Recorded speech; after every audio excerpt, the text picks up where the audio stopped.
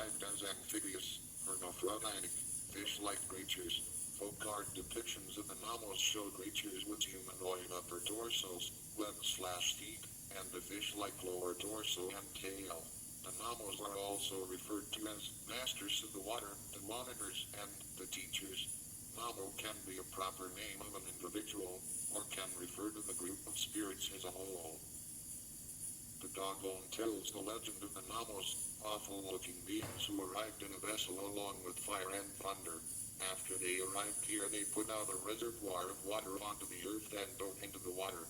There are references in the oral traditions, drawings and cuneiform tablets of the Dogons to human-looking beings who have feet but who have portrayed as having a large fish skin running down their bodies. The Namos were more fish-like than human, and had to live in water. They were saviors and spiritual guardians. The Namo divided his body among men to feed them, and his wife is also said as the universe tagged drunk of his body. The Namo also made men drink. He gave all his life principles to human beings. The Namo was crucified and resurrected, and in the future will again visit the earth, this time in human form. Later he will assume his amphibious form and will rule the world from the waters. Dogon mythology is known only by a number of their priests, and is a complex system of knowledge. Such carefully guarded secrets would not be divulged to friendly strangers very easily. If the star Hemia is eventually discovered in the Sirius system, this would give considerably weight to the Dogon story. The Namos, who could live on land but dwelled mostly in the sea, were part fish, like merfolk, mermaids and mermen. Similar creatures have been noted in other ancient civilizations. Some are Babylonia Zoans, Acadia Zia, Sumer's Enki, and Egypt's goddess Isis. It was from the Namos that the Dogon claimed their knowledge of the heavens. The Dogon also claimed that a third star, Hemia, existed in the Sirius system. Larger and lighter than Sirius May, this star revolved around Sirius as well, and around it orbited a planet from which the Namos came, Sirius A. According to Robert Temple's book The Sirius Mystery, the Dogon, a tribe of about 100,000 in Western Africa, had contact with extraterrestrials. One of Temple's main pieces of evidence is the tribe's alleged knowledge of Sirius May, a companion to the star Sirius. The Dogon are supposed to know that Sirius May orbits Sirius and that a complete orbit takes 50 years. One of the pieces of evidence Temple cites is a sand picture made by the Dogon to explain their beliefs. There are a number of other astronomical beliefs held by the Dogon which are curious, e.g., traditional belief. Just wanted to point this out. Goes back to that one case I was making. These mermaids and mermans and whatever namas that come out of the ocean. You notice not one of them look Negro. Not one of them have an afro. Some look straight up like a fish. Some, have a dog-like face, but most of them have a European-style face when they're depicted. So you gotta sit back and think about that. Their story of these things coming from the sky, land, climbing out of the ocean, and spreading their knowledge, right? Where we've heard that before. Even on heliocentric system and elliptical orbits of astronomical phenomena, knowledge of satellites of Jupiter and rings of Saturn, among other things. Where did they get this knowledge? If not from extraterrestrial visitors, they don't have telescopes or other scientific equipment, so how could they get this knowledge? Carl Sagan concludes that the Dogon could not have acquired their knowledge without contact with an advanced technological civilization. He suggests, however, that civilization was terrestrial rather than extraterrestrial. Western Africa has had many visitors from technological societies located on planet Earth. The Dogon had a traditional interest in the sky and astronomical phenomena. As Sagan notes, if a European had visited the Dogon in the 1920s and 1930s, Think about that, right? Where we heard this before. Because what sticks out of my mind is when they start to talk about the Dogon and the monkey mask. The Namas somehow turn into monkeys. So they mimic them as a monkey in their monkey mask. These fish-like things that landed in the ocean or came out ended up looking like monkeys, some of them eventually, later on.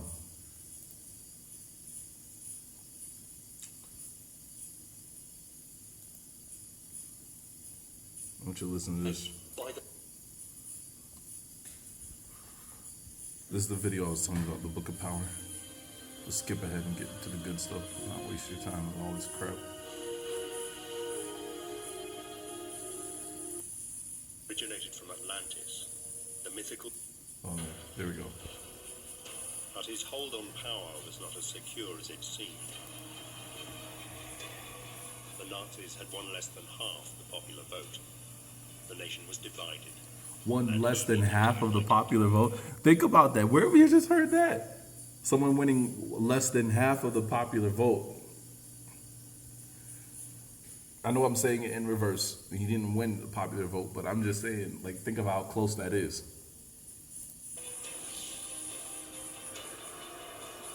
You've got, in the middle of the 20th century, a country that only really exists as a concept, because it was, until just a few years before, in real terms, just a collection of very, very small states. How do you unite these people? Well, Hear that? How do you unite these people? Listen. Unite them is to create a mythology. Create. That was the key word that stood out to me. They're creating one. Why? Why don't you have your own? Why don't you know your own? See that?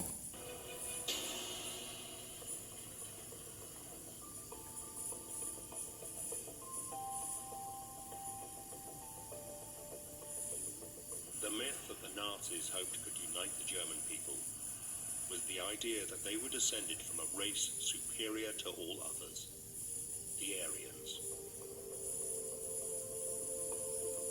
The Nazis claimed that the Aryans had originated from Atlantis, the mythical city first described by Plato as the birthplace of all civilization.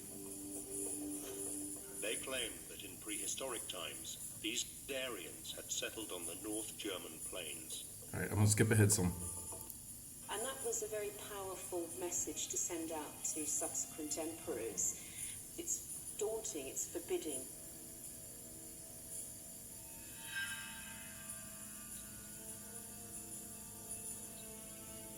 The Nazis claimed that the modern Germans were the direct descendants of King Hermann's fearsome warriors. They also believed that the book, the Germania, held written proof of the superiority The of book's their called the ancestors. Germania.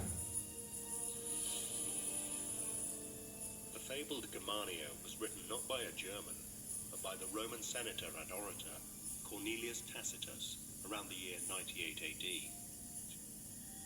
He was one of the most accomplished speakers of his generation, and he had an exemplary political career. He even became a consul and became what many people believe is the greatest Roman historian.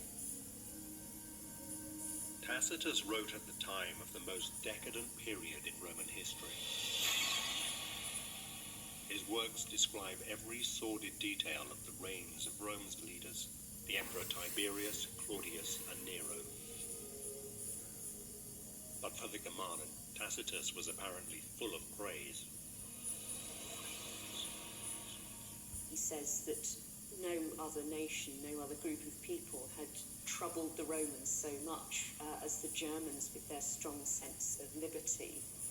In the book, the Germania, Tacitus describes in admiring detail the culture of the Germanen tribes, the gods they worship, how they select their kings, what weapons they use in battle, and their custom of fiercely training their youth as warriors.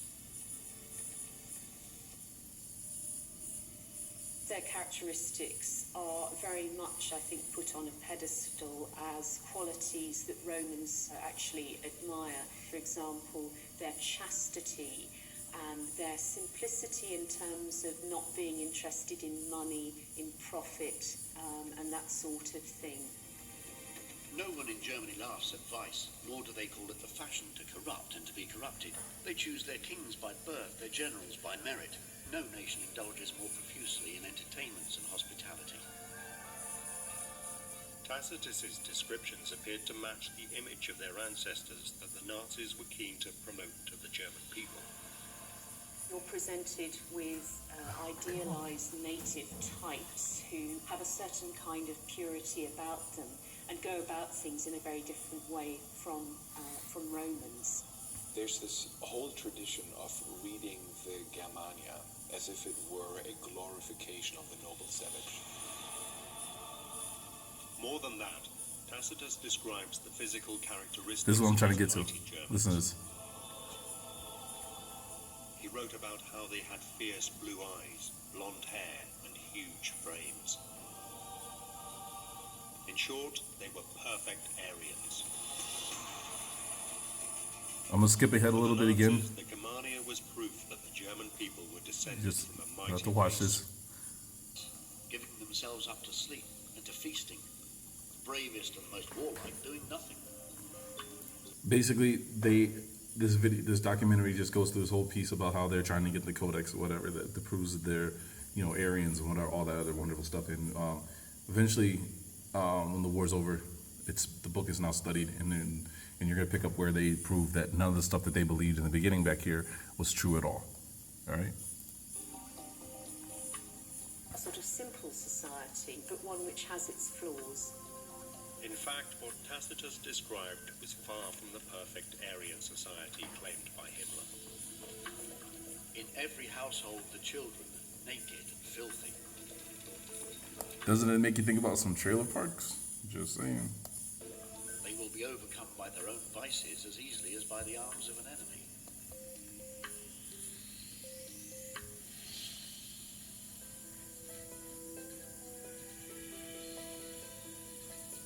It has become increasingly clear that the Ahnenerbe had only taken from Tacitus what they could use to support Himmler's theories of Germany's noble Aryan ancestors. You hear that? They took what they could use to try to convince them that they were just the noble stuff that they thought would sell it to the public. Because once again, they had to create a mythology for them because they didn't have one of their own.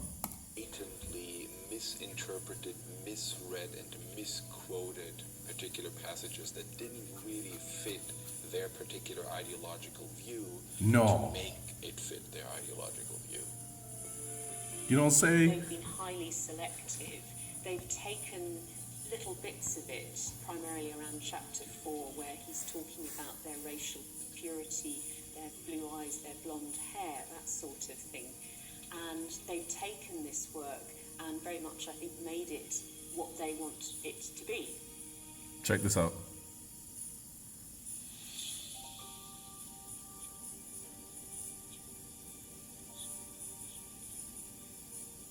And the Nazis had chosen to keep hidden another key fact about Tacitus.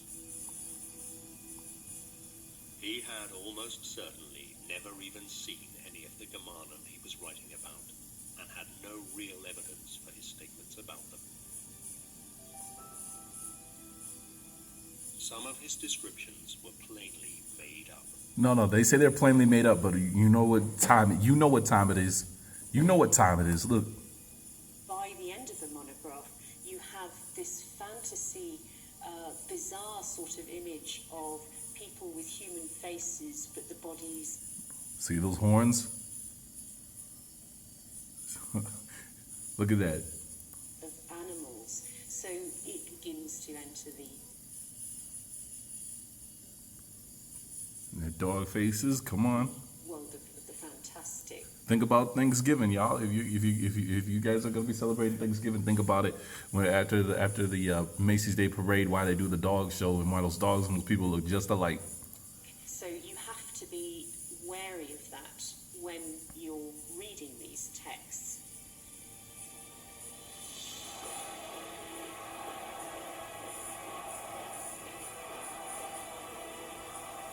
Himmler also willfully ignored another fact. Modern-day Germans could not be the direct descendants of the Germanen. The Nazis, in referring to the Germanic tribes, referred to them as ancient Germans or the old Germans. And that's exactly the kind of stamp that you must not make, because it is a simplification.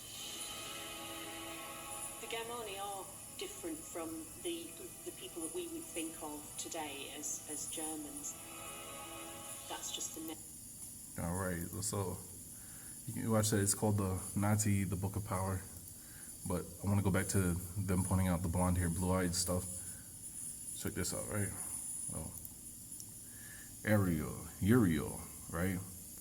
Now, some of his characteristics make me think that this might have been the Lucifer character, and the whole idea of him coming back and whatnot, and him being the one of what was it? God is my light, and there was something else that he had characterized to him that I thought was I thought it was Luciferian sounding as far as what Lucifer sounds. But I just thought the blonde hair, you get kicked out of heaven, where do you end up going, right? You end up going to earth. And do you end up being what comes down and then, that supposed spaceship lands in the ocean and crawls out? You know what I'm saying? Because I don't know why, but this I can't shake it from my mind. And the book of Enoch, in the depiction they spoke about, when they spoke of, what's his name? They spoke about Noah's father thinking that Noah was a child of a fallen angel because, the lack of melanin, the brightness and stuff like that. I was just looking around at some of this here. There was a video I wanted to play for you I thought was really creepy. Y'all listen to this. Hey guys, I'm Juan Carlos, also known as Mono Oracle, and I want to welcome you to our first video in our Get to Know series. You probably can't hear this. Never mind. He's Ariel. Archangel Ariel talking really quiet. Lion or lioness God. Now, Let me see here. Yeah, I think that's just about it, though. That's what it was. If you look into, was it the Navajo religion? I was looking at, the reason I got stuck on this picture, the Navajo religion, they put stuff on their heads that look exactly like that. That's what that was about, too, back here. Look at the Navajo pictures, and they put stuff on their head exactly. Let's see if we can pull some of that out. Look exactly like that.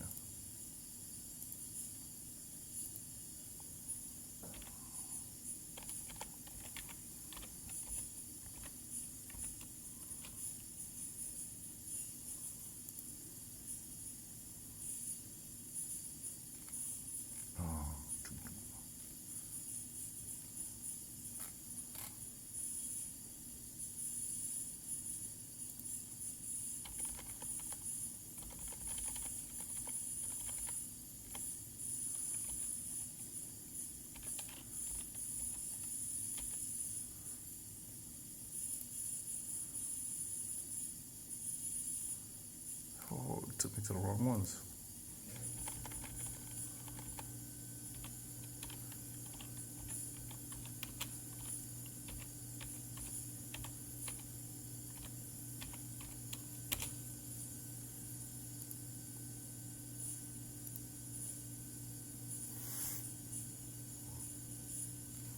I know I just seen it just earlier. Huh.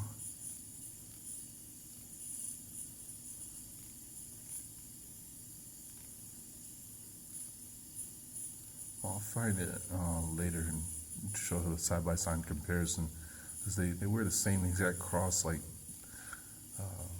on their head. I don't know why, I just can't find it. That is weird. I know this is not what I was looking for, but... Oh, one last thing. I went and spoke to a judge on Friday, and I was asking him, about status changes and stuff like that. And the judge actually said to me, that was a good question, because he's never had anyone come to him and ask him, how do you change your status?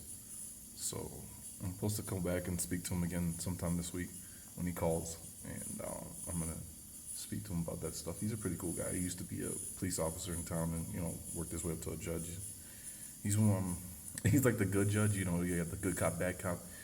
You got a Judge Lewis, who is a total jerk,